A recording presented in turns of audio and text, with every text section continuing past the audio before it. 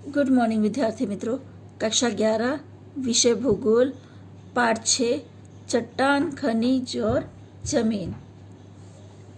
इससे पिछले वाले वीडियो में हम लोगों ने जमीन स्तर पर लंबवत कटाव किया जाए तो ऊपर से नीचे तक स्पष्ट रूप से अलग अलग जमीन देखने को मिलती है।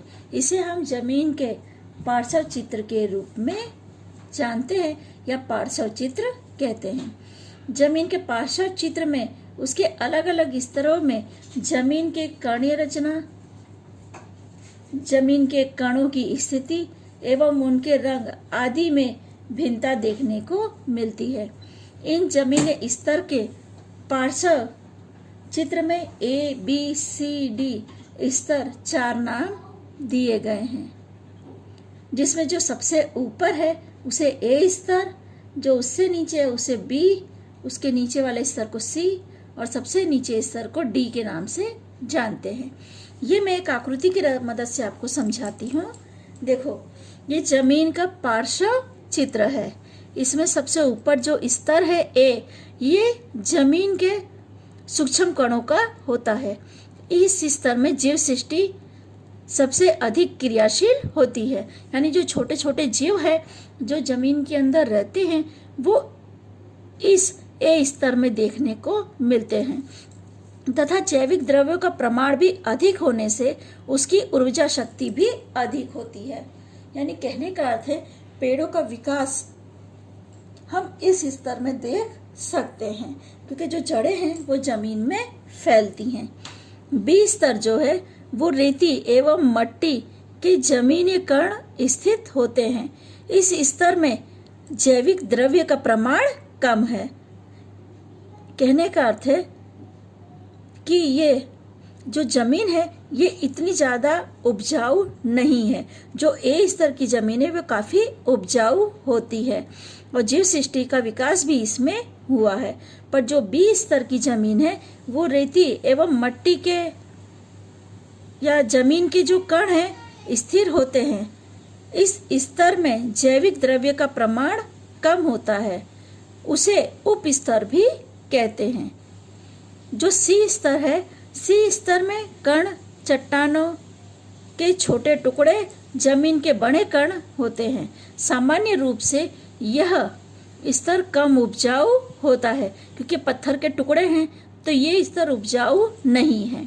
आप देखो, अगर पथरालू जमीन पे आप पेड़ लगाते हैं तो पेड़ का विकास नहीं होता। तो जो सी स्तर है इसमें कंकड़, चट्टानों के टुकड़े, जमीन के बड़े टुकड़े होने से यह स्तर कम उपजाऊ है।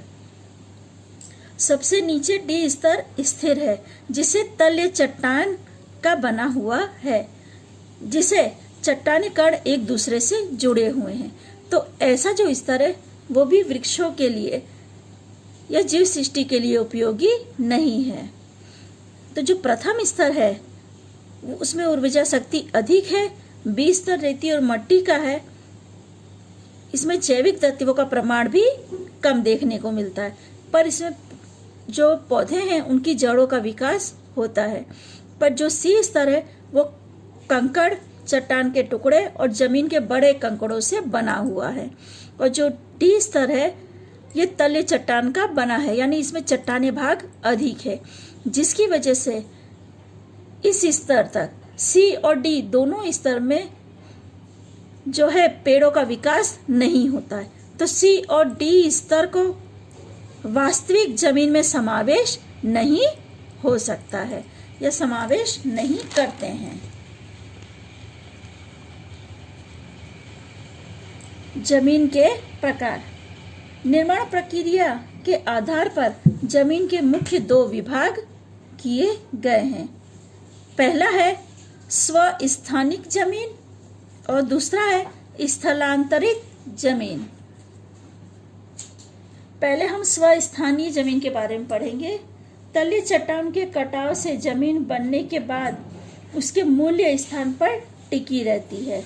ऐसी जमीन को स्वस्थानीय जमीन कहते हैं। यानी जो जमीन वनों की है या वन प्रदेश में देखने को मिलती है वह स्वस्थानिक जमीन का उदाहरण है। क्योंकि वहाँ आपने देखा है कटाव बहुत कम होता है, जमीन उसी जगह पर स्थिर रहती है। दूसरा है स्थलांतरित जमीन।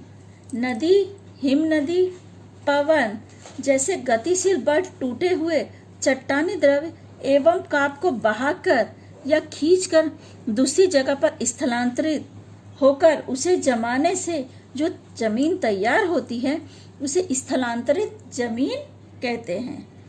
जो ये जमीन है ये अधिक उपजाऊ होती है क्योंकि इसके अंदर क्या है, जैविक द्रव्य एवं खनिज द्रव्यों के सूक्ष्म जमीन के कण अधिक होते हैं।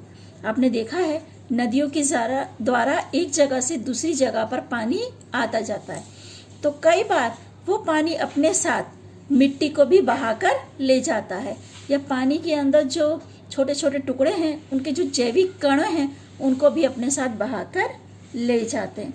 फिर ये कहा है जहाँ पे पानी थोड़ा शांत होता है वहाँ पर ये कण स्थिर हो जाते हैं, तो वहाँ पे क्या है, जो जमीन का निर्माण होता है वो काफी उपजाऊ होती है, उसमें जैविक और खनिज द्रव्य अधिक प्रमाण में होते हैं।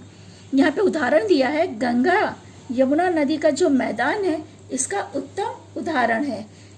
गंगा और यमुना नदी देखो अपने साथ जो जमीन मट्टी बहाकर लाती है उस मट्टी को मैदान में फैला देती है, तो वहाँ पे जो जमीन है वो काफी उपजाऊ हुई है। मैंने आपको बताया कि उसमें जैविक तत्व और खनिज द्रव्य तत्व अधिक परिमाण में होते हैं, तो इसकी ऊर्जा शक्ति भी अधिक होती है। ठीक है विद्यार्थी मित्रों, इसी के साथ हमारा ये पाठ पूरा होता है। इस पाठ में हम लोगों ने चट्टानों के प्रकार, खनिज और जमीन के प्रकार के बारे में जानकारी प्राप्त की। इसी के साथ हमारा पाठ पूरा होता है।